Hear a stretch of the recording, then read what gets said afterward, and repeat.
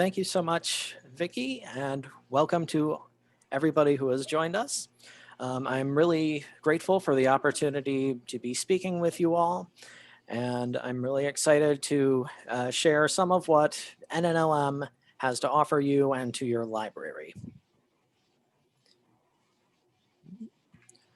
So before we dive right in, I want to talk just a little bit about what NNLM is and what we do in case there are people who are not familiar with it yet.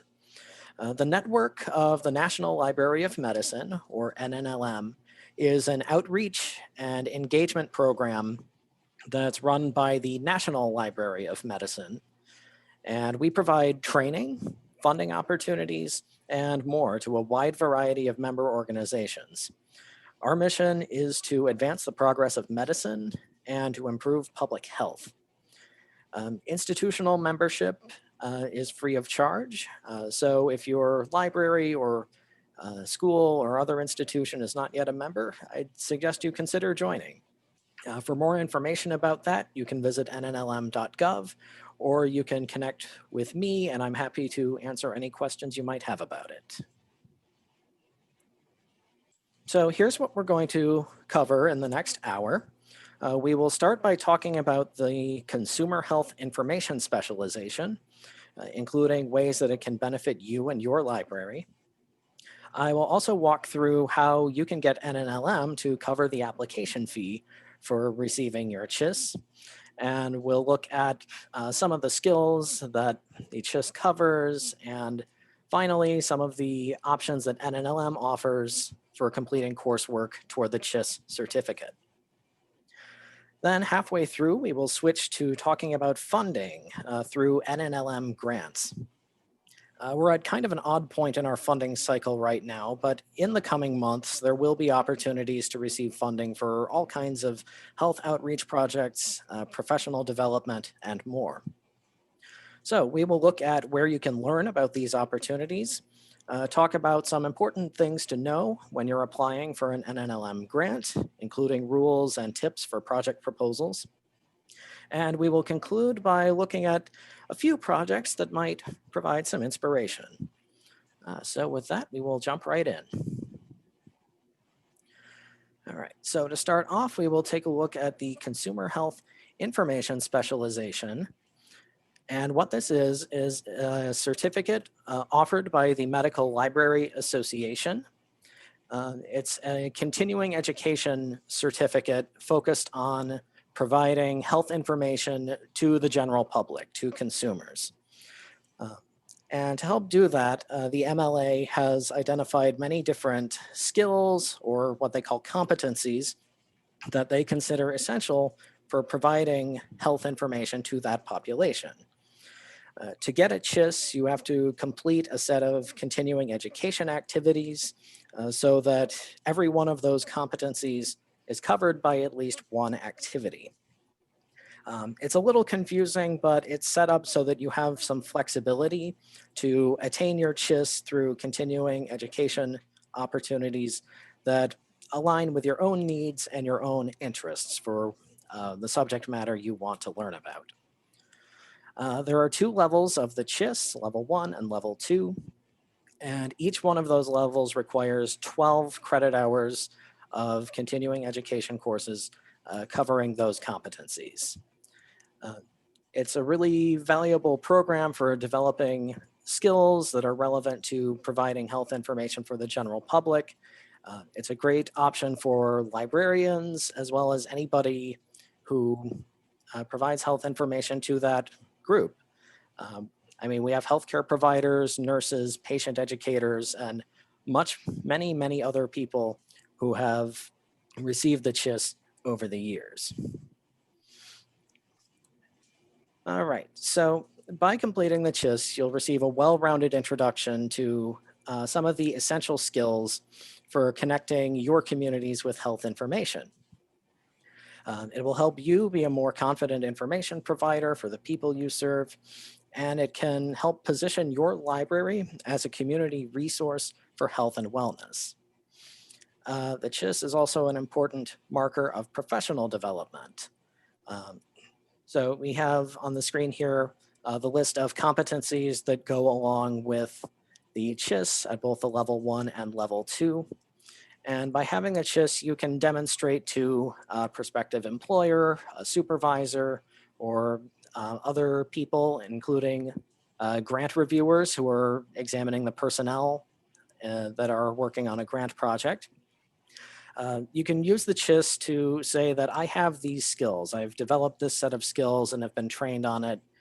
And these will help me successfully complete the job or the grant project that we're talking about here.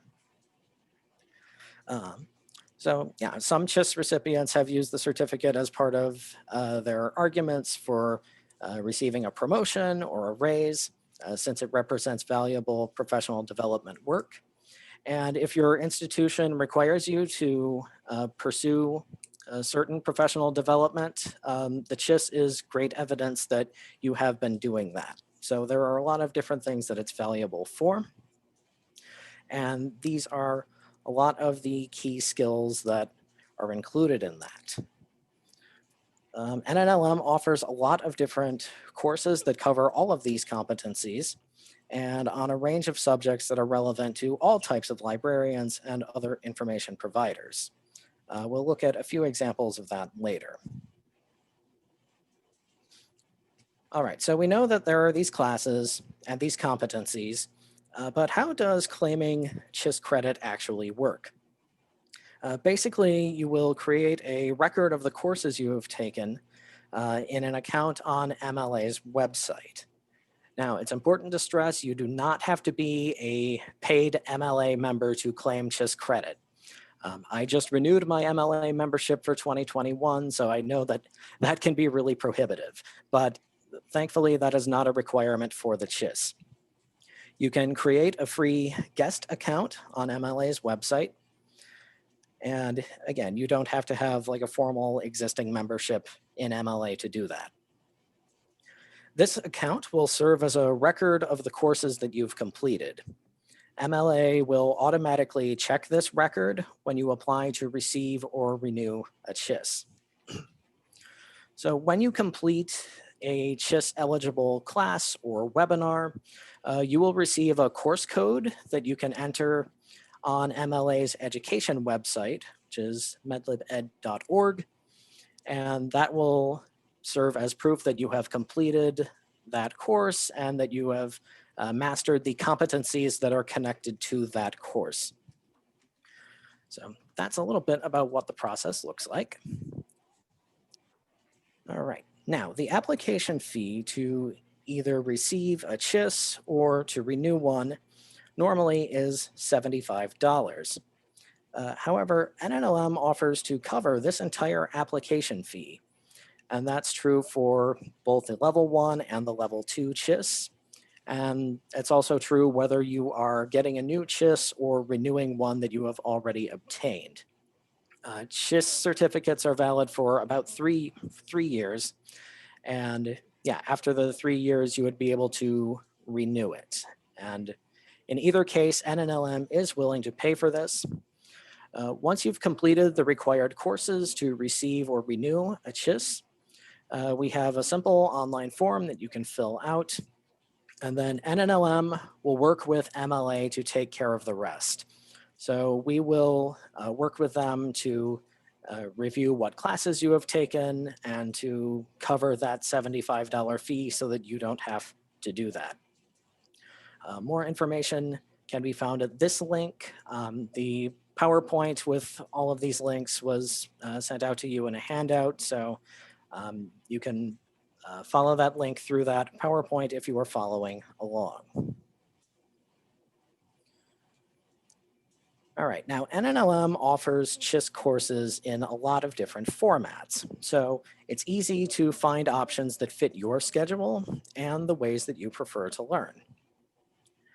In normal times, we would offer in-person programming, including offering some of these classes at state or regional library conferences. And we would also have the option of offering them as trainings for your library staff in person. So you could invite NNLM staff to come to a library in service and teach a class in that setting. Um, Since in-person activities like that are not possible, though, I'm going to focus on some of the online formats that we have to offer. Probably the most popular is the live webinar version of classes. Most of these are 1 hour long, although there are a couple that are about 1.5 hours long. The nice thing about the live webinars is that you'll be able to ask questions directly of the presenter in real time, and you'll be able to get responses from them. Recordings of recent webinars can also be viewed. All NNLM webinars are recorded, and the recordings are posted on NNLM's YouTube channel. And if the webinar is recent enough, you can view that and claim CHIS credit based on viewing the recording of the webinar, which is really nice if there's a webinar you wanted to see, but there were just scheduling conflicts that prevented you from attending in real time. Typically, the CHIS credit remains available for, I think, 6 months after the initial date that the webinar happened.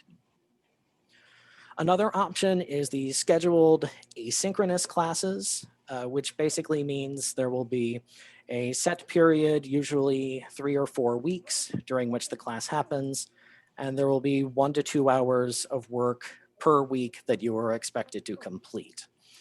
Most of those classes will not have live components that you are required to attend at a specific date or time, so you can complete those 1 to 2 hours of work on your own schedule throughout each week.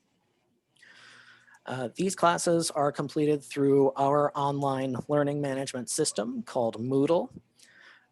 If you've taken NNLM courses in the past, you have probably gotten some exposure to Moodle already. But yeah, this is another great option because it offers you a lot of flexibility about when you complete the courses. And in contrast to the webinars, they allow you to go into a little more depth on the subject matter because they aren't just a single hour long. So they can be nice in that way as well.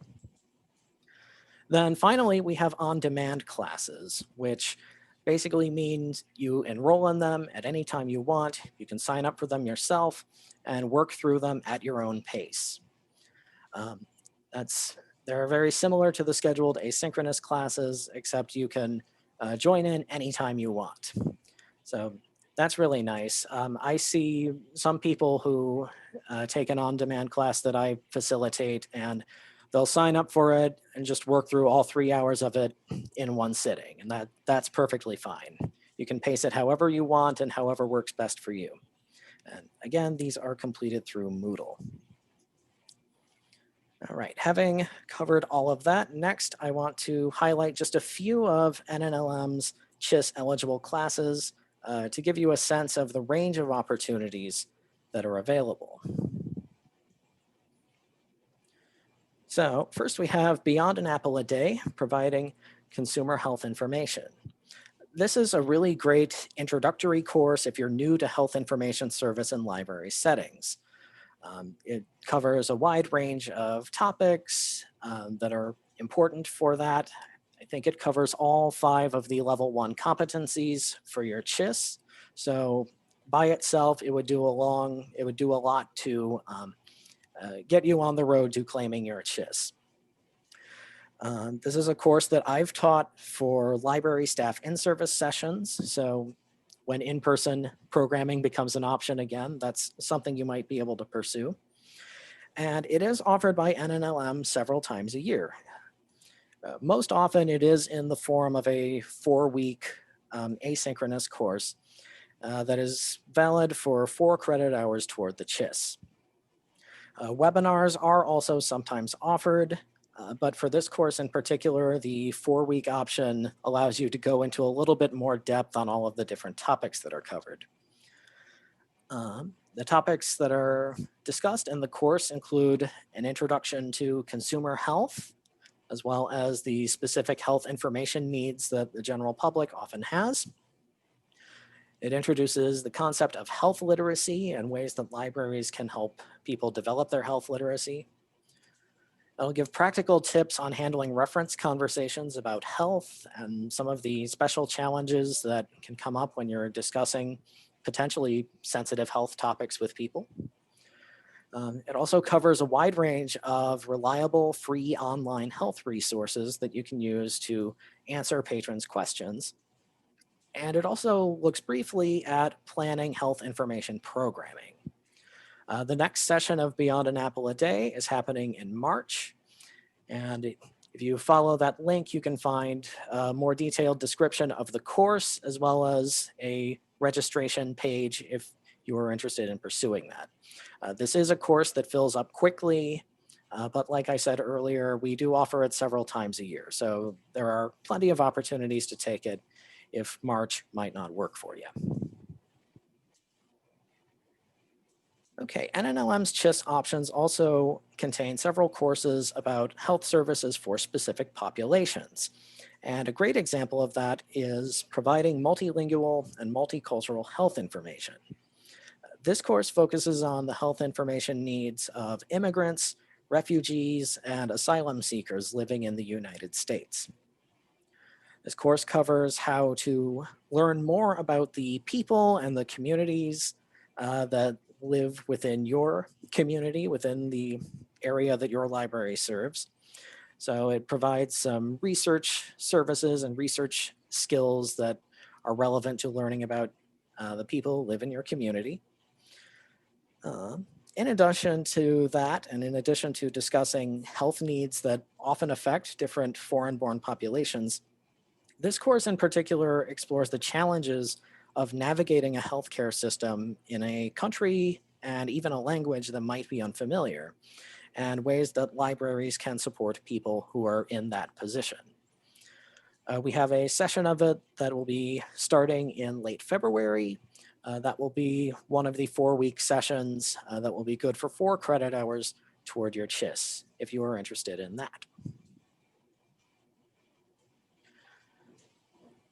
All right, NNLM also offers CHIS classes on specific healthcare topics.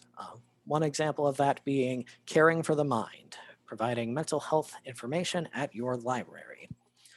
It's important to note that this is not a mental health first aid course or a course on crisis intervention, such as working with a patron who might be having a mental health emergency. Trainings on those topics are very valuable in their own right, but Caring for the Mind focuses on mental health information. It includes communication strategies for having conversations with patrons that might be particularly fraught, as well as a range of resources that are specific to mental and behavioral health. It also talks about the prevalence and impact of mental health conditions and the importance of making your library a place where there isn't any stigma around seeking treatment for mental health conditions or for seeking information about them. We have a webinar session of this coming up in March. Full disclosure, I am the instructor for that webinar. So whether that's a pro or a con is for you to decide. And finally, our CHIS program includes courses that are dedicated to specific skills. In the case of this course, reference conversations about health. For people who have just gotten a scary diagnosis and are looking for information about their health condition, sensitively handling these kinds of conversations can be tricky, but it can also make a big difference in reassuring them and helping them more confidently navigate some of the decisions they have to make. This course also looks at the ethical limitations on providing health information in this setting, particularly around ensuring the privacy and confidentiality of what is being discussed. Because it talks about some of the ethics of providing health information, this is a great option for the level 2 CHIS, which does include the ethical and legal issues competency. So this course would apply to that competency. This is one of the on-demand courses, so you can join Introduction to Health Reference at any time and start working on it right away at your own schedule. Now, note that not all NNLM courses count toward the CHIS, since some of them deal with topics that don't directly relate to consumer health.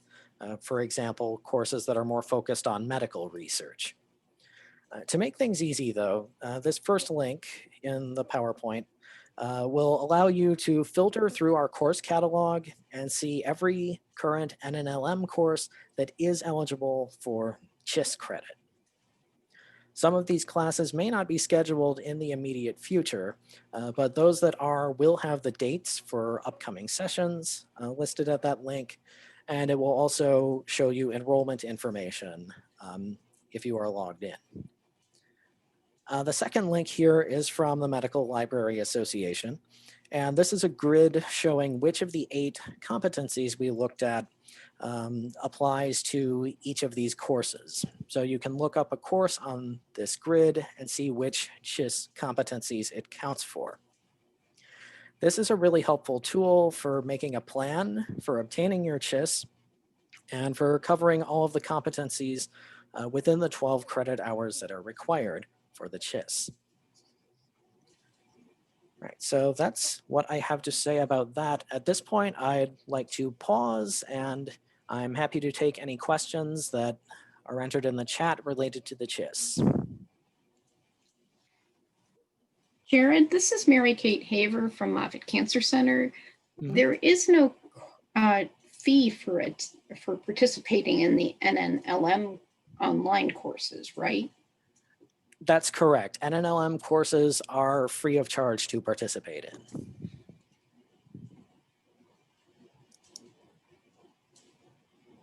Yeah, I think the one exception to that would be for continuing education offerings that happen at conferences. Sometimes there's an added registration fee for the conference related to that. But yeah, if you're talking about just online courses offered directly through NNLM, those are always free of charge. And you can actually accomplish most, if not all of the requirements, the hours to be able to apply for the CHIS. I've done that. I've renewed multiple times. So. Yeah. Yeah, you can complete your CHIS entirely through the free NNLM offerings if you choose to do that. That's absolutely possible, and we offer enough courses that you can select the ones that are most relevant to the things you want to learn about as well.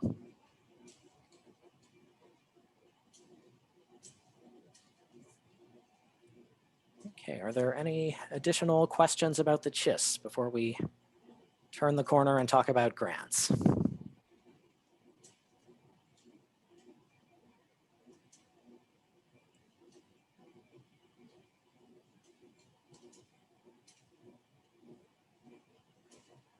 Okay, not seeing any. We will move on. If you do think of a question related to the CHIS or anything related to that later on, feel free to enter it in the chat, and I'll be happy to come back to it at the end of our time together. But until then, we will move on and talk about some of the grant opportunities that can be available through NNLM. Now, this is the fun part of the presentation where I talk about how NNLM wants to give you money. These grants can support health outreach and education projects. They can help connect members of your community with health information. We have other grants for things other than projects as well, like professional development, conference attendance, as well as exhibition grants where you can represent your institution at a meeting or event where you can talk with attendees about health information and resources from NNLM. Now, most of these grants are applicable to a wide range of different projects and health needs. So we've designed it in a way that you can tell us what it is your community needs and what will be most beneficial to the people you serve, and it will still be able to fit within most or all of the grant opportunities that we offer. Now, the grants work as a cost reimbursement, which just means that each month you would send us a list of expenses that you have paid, and then NNLM would send you the money to reimburse for that. And it's important to note you are not alone as you work through this whole process. You can consult with NNLM at all stages of a funded project, from writing the proposal to completing the final report. If your project is selected for funding, you will be matched with an NNLM coordinator, such as myself, and we will guide you through all of the requirements that go along with an NNLM project, and we will support you to help make sure your project is a success. All right, now I want to talk briefly about an upcoming change to NNLM that is going to affect some of the grants that are available this year. Basically, what's happening is the states that are assigned to each NNLM geographic region are being rearranged, and that will take effect in May of this year. What that means for Florida libraries is that you will be served by a different regional office, because Maryland, which is where I and the NNLM office for Florida is currently located, Maryland will go off and be part of a different region. And that means a new regional office will be opening in the states in Region 2, which you can see highlighted in green on the map here. So in addition to Florida, it will include Tennessee, Mississippi, Alabama, Georgia, and South Carolina. And although they are not pictured here, Region 2 will also include Puerto Rico and the US Virgin Islands. Now, what that means for grants is that it will likely take some time for the new NNLM office to hire the staff that they need and get their programs in order. And that means that grant opportunities may be slower to come out than they are in most years.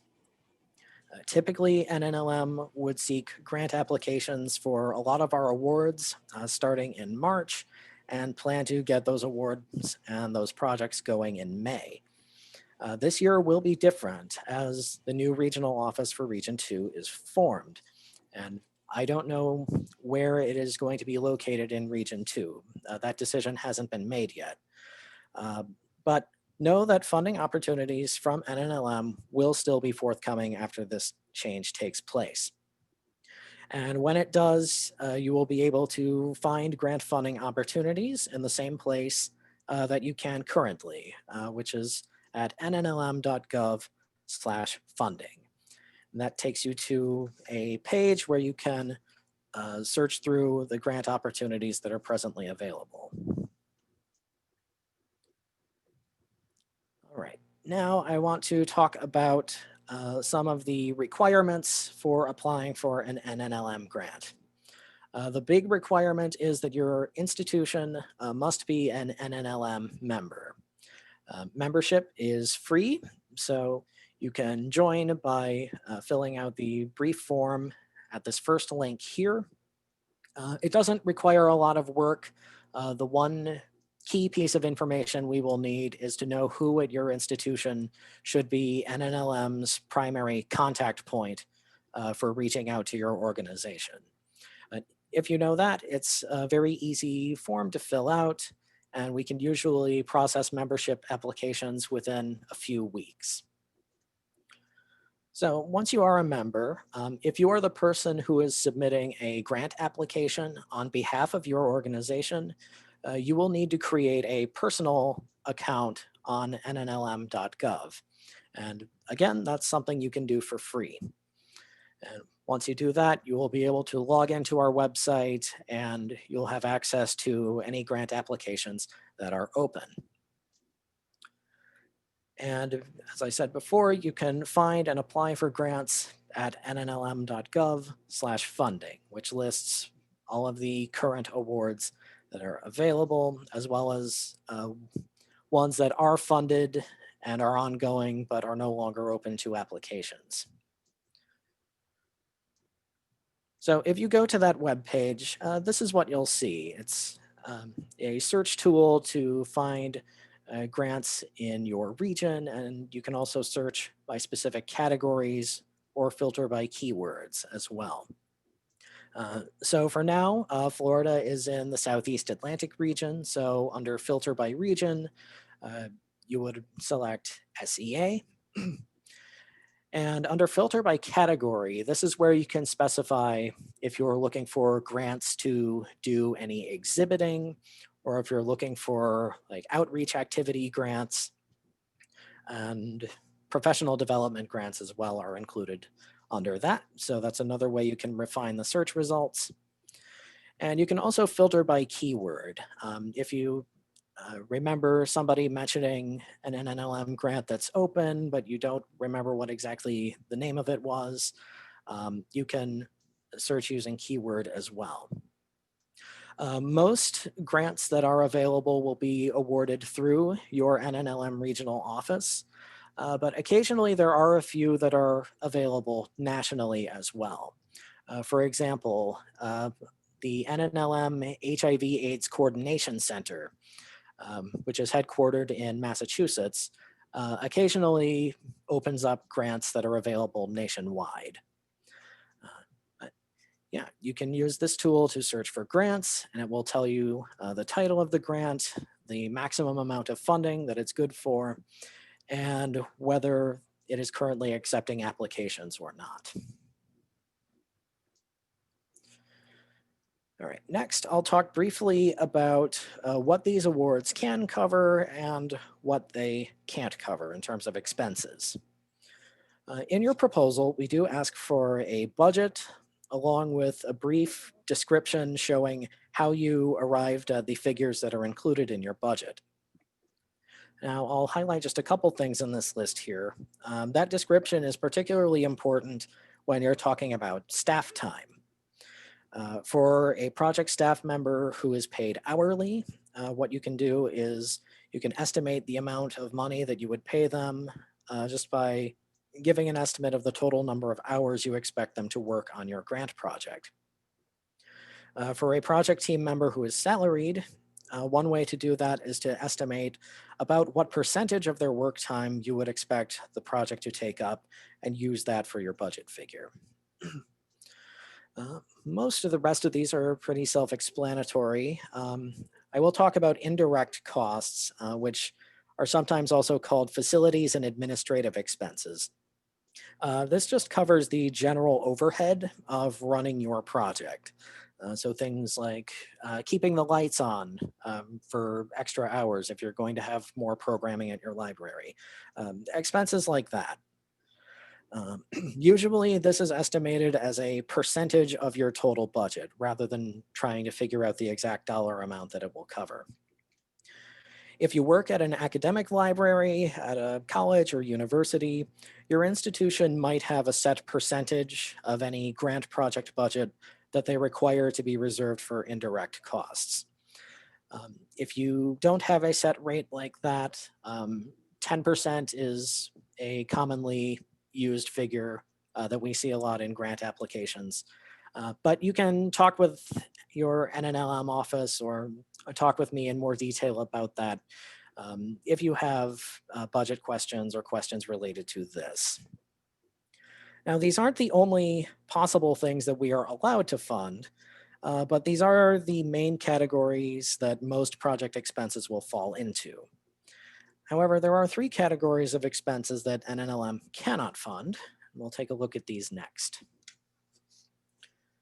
So because we are funded by the National Institutes of Health, our grant program has to follow federal government rules about what grant money cannot be spent on. So you see the exclusions listed here.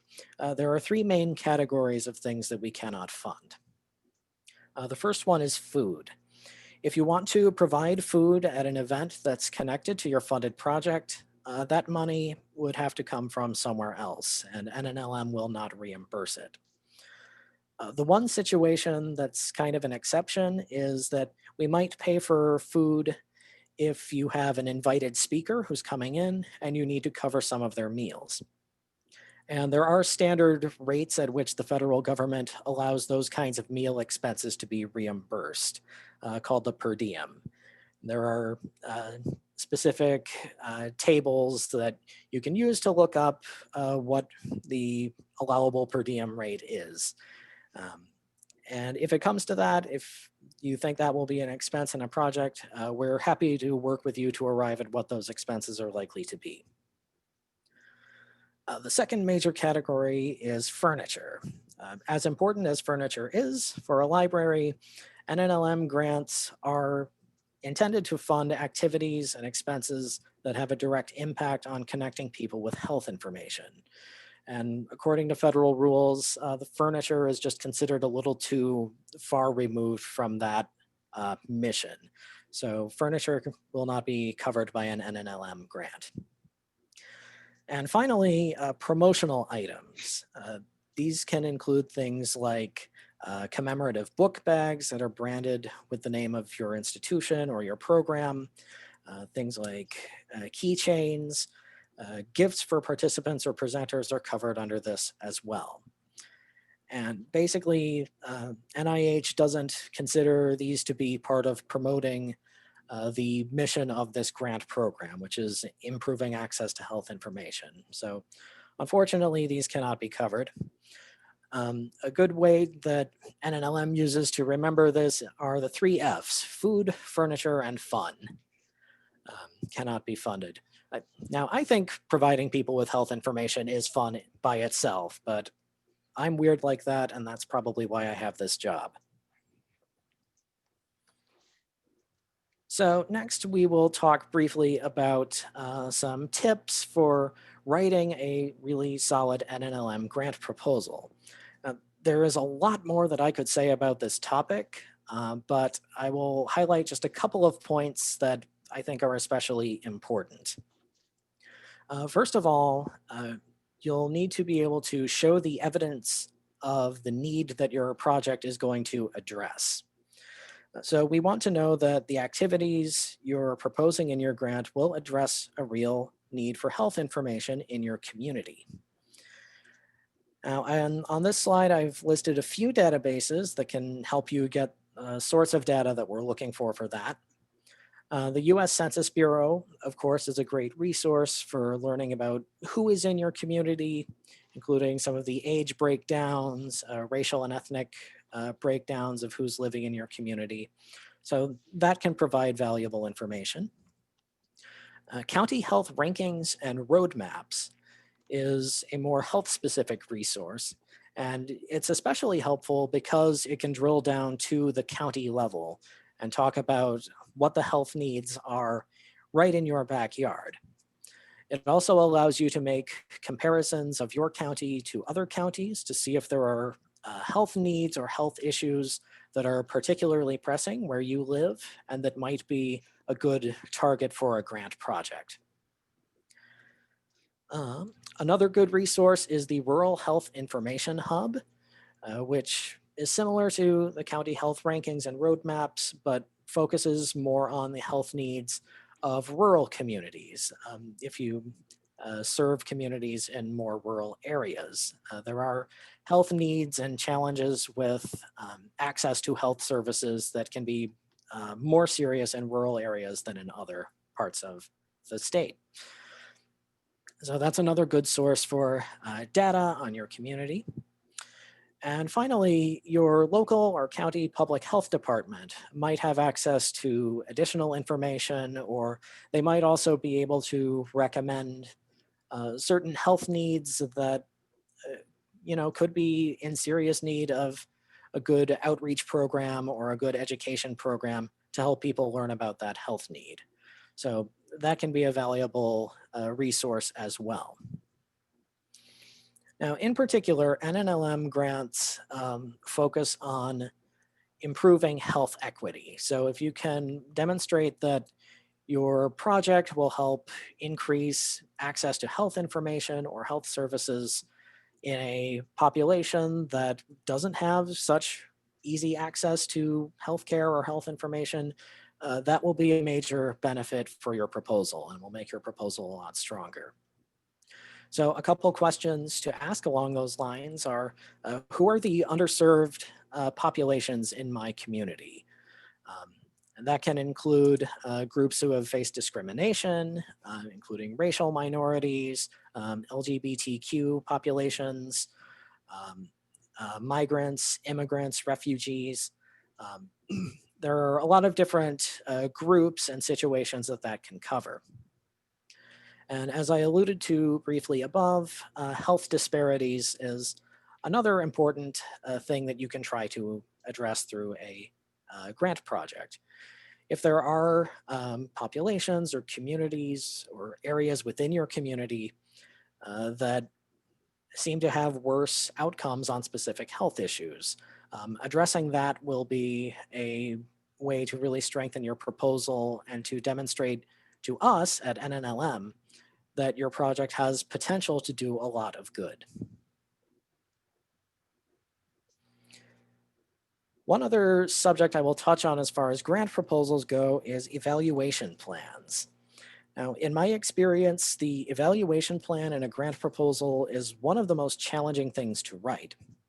And that's understandable because coming up with solid evaluation plans is very hard. When I was working on my MLIS, there was an entire semester long class just on this topic. So it can be complicated and hard to get a handle on. A good way to start with that is to talk about the goals of your project and to frame those in a way that they can be measured with the tools that are available to you. So in other words, how will you know that you have met this particular goal? Uh, well, we know that we will see this specific thing on surveys, or we will see these particular use statistics at the library. So having a good measurable goal can do a lot to set you up to have a really solid evaluation plan. Now, one big pitfall to avoid in an evaluation plan is that you don't want to have a situation where you collect all of this great data, but then nothing really happens with it. So there are a few good questions to answer in an evaluation plan for a grant proposal. And those can include things like what data is going to be collected and how. And is it going to be in a format that we can make use of and act on?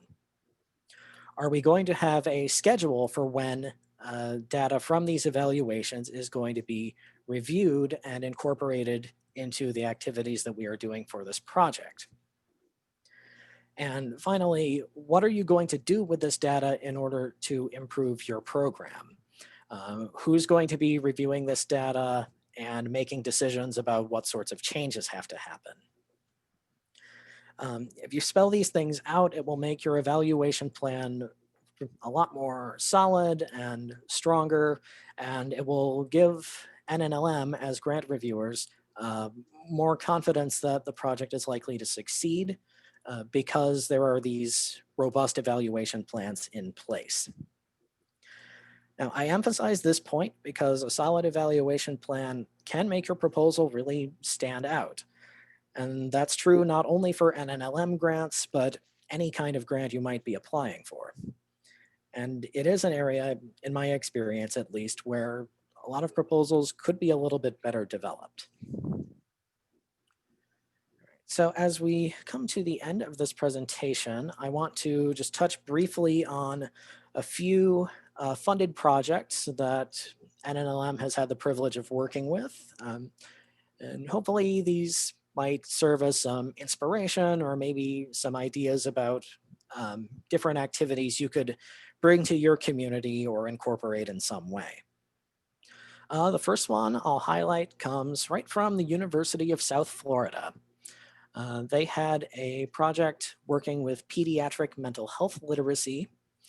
And this was a partnership that they had with a behavioral health facility that had a pediatric inpatient population. So they had young people who were living at this facility as they work on their treatments.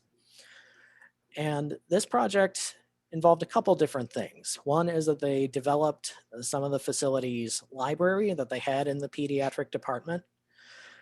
So they increased the resources and information materials that were available to patients and the clinicians who worked with them. And they also implemented a lot of different activities to use some of these resources in different kinds of treatment sessions and small group sessions. So, for example, they had a reading club that um, allowed some of the residents to practice like social skills, emotional regulation, and other aspects that supported what might some of their treatment plans may have been. So they were able to use some of their new library materials in that way. Some of the other topics that were covered included health literacy, opportunities for creative expression, reading skills and reading comprehension, as well as information seeking behavior. The project staff at USF were kind enough to write an article about their project, which we published on NNLM SEA's blog. And if you're following along in the PowerPoint handout that was emailed out, you can follow that link to check it out. It was a really fascinating project, and I'm grateful for them for the work that they did and for sharing with us in that format. All right, another project that we funded recently was the Healthy Canton Seniors Project, and this was by the Haywood County Public Library in Canton, North Carolina. This was another partnership, this time with a local senior center. One of the project expenses that was included in this was a tower garden, which is basically a small tower that they were able to grow different kinds of plants and vegetables in. So they invested in one of these for the senior center. And they use that as sort of a jumping off point for different presentations about things like nutrition and healthy eating. And they also incorporated sessions on health information resources that are sort of related to those same topics. One thing I really like about this project is that by investing in this tower garden that the residents at the senior center um, got to actively work on. And it was a way for them to take ownership of the NNLM project in a sense, and to sort of have control over their environment and make a direct, tangible contribution to the senior center, which I think was a really terrific idea for a partnership like this. All right, one more project that I'll touch on briefly was mental health and substance misuse during COVID-19. This was done by Grapevine Health, which is a community-based organization in Washington, D.C. that does health education and outreach. They developed a series of videos and podcast episodes related to those topics, and particularly how to support people who have health conditions related to these subjects during the pandemic. Um, and that's important because with all of the stressors related to COVID-19, some people who have substance use disorders or mental health conditions uh, might see some of their symptoms exacerbated a little bit. So Grapevine Health developed these resources sort of as a way to support people in that situation. Their programming also included some really unique social media campaigns promoting health and wellness. And in particular, they used short form video content that they shared through Instagram and TikTok. Those can be videos that are under a minute long. And what they found is that after the COVID-19 pandemic started, they actually started to get more traffic to some of this shorter form content. Rather than the full length videos and podcast interviews that they had been doing. So they decided to incorporate more of that short form content as the project went on. And that's a really good illustration as well of the fact that these NNLM projects are flexible. Um, you are allowed to adapt and learn and change course as the project goes on, and that NNLM will support you in finding ways to do that if the situation in your community changes, for example. All right, so as we start to wrap up this presentation, I'll close by just highlighting a few other resources that can support you as you're looking for NNLM grants or maybe submitting a proposal for one. A big one is that we have an online course called Grants and Proposal Writing on Demand. This is one of the on-demand courses, as the title suggests. So you can enroll at any time, work through it at your own pace, and refer back to it whenever you need to. So it's a nice resource to be aware of. We also have a page of proposal writing support on NNLM's website. So this provides links to a lot of different tutorials and trainings and tip sheets about how to write a proposal for a health outreach project in particular. So that's a valuable resource to be aware of. And as always, you can consult with your regional NNLM office if you have questions related to grants or proposal writing or a project that's funded by a grant that's already in progress. So you can email the main office email here. You can also contact me directly if you would like to ask questions related to grants. And of course, anyone in the office will be happy to help you. All right, so thank you so much for your time and attention for the last hour.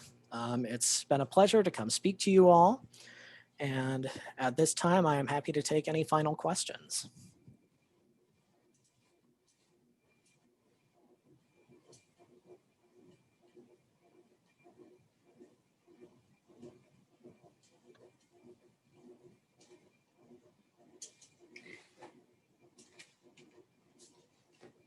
Jared, this is Mary Kate again. The typical duration of a grant, is it the 12-month cycle or can it extend? Yeah, the typical duration for a grant project is 12 months.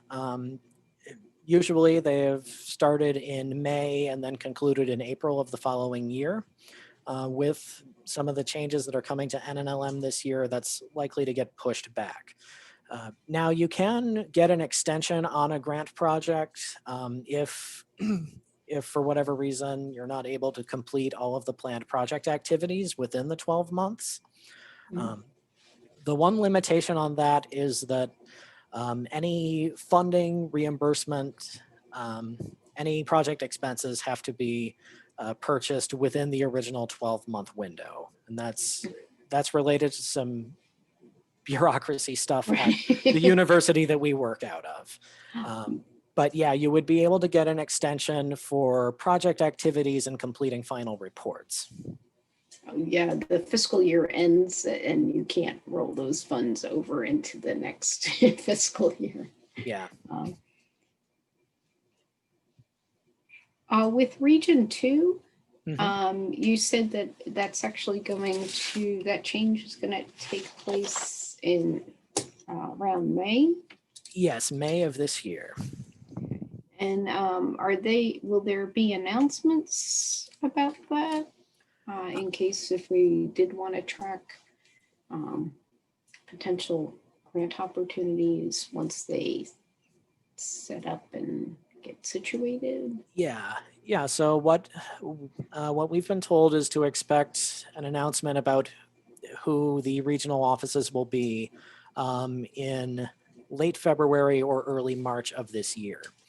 Now that also depends on how quickly the federal government can, get their operating budget approved, because our funding depends on that as well.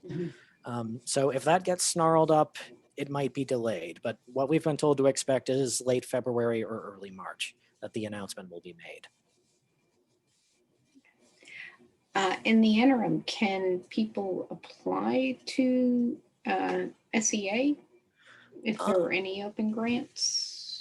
Yes. Yeah, you can apply in the interim. There are a couple of shorter term grants that, as of when I checked this morning, are still available.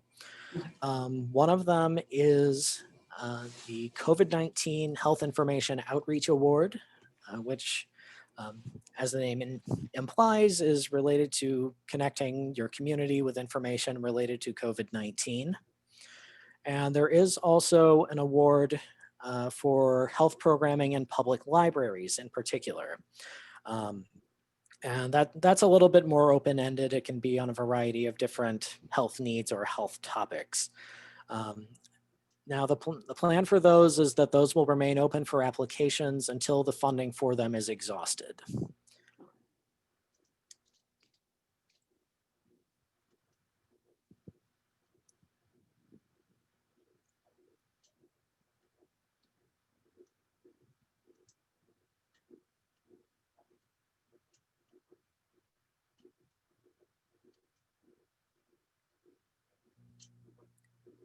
Okay, are there any other questions about either grants or the CHIS?